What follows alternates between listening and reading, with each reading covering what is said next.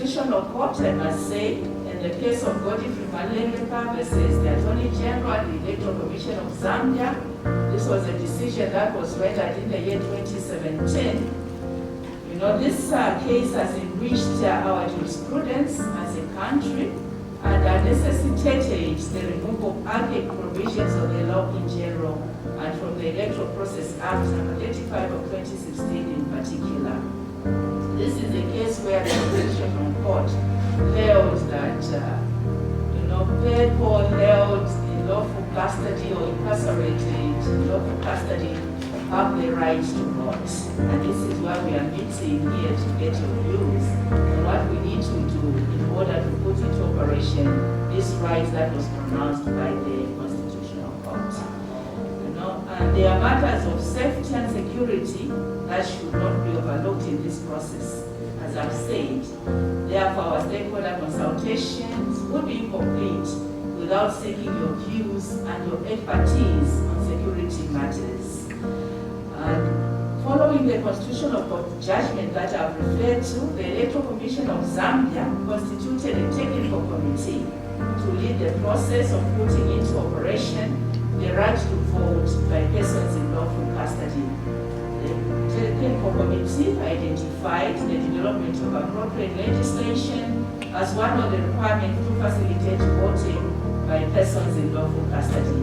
And the Zambia Law Development Commission was appointed by the Electoral Commission of Zambia to lead the process by the technical committee. And this has resulted in various processes and activities being implemented.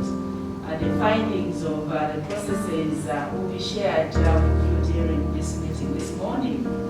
I must say also that the Zambia Law Development Commission, in consideration of findings from the various activities that have been implemented, has made recommendations for amendments to the Electoral Process Act, the Electoral Commission of Zambia Act, as well as the Zambia Correctional Service Commissioner General Standing Orders.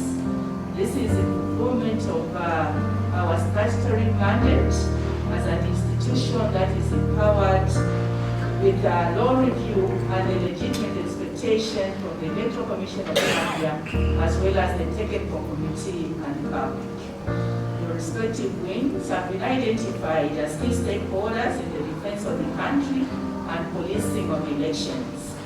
We are hopeful, therefore, that your participation in this process this morning will give further insight and direction on, among other things, the safety and security of the electoral officers and electoral materials, the safety and security of inmates, as well as matters of access to facilities by different political players.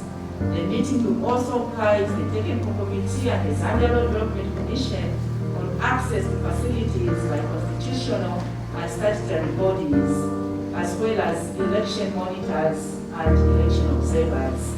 I want to thank you for setting time apart this morning to come and attend this stakeholders meeting, and I hope that you are going to have very, very fruitful deliberations. I thank you.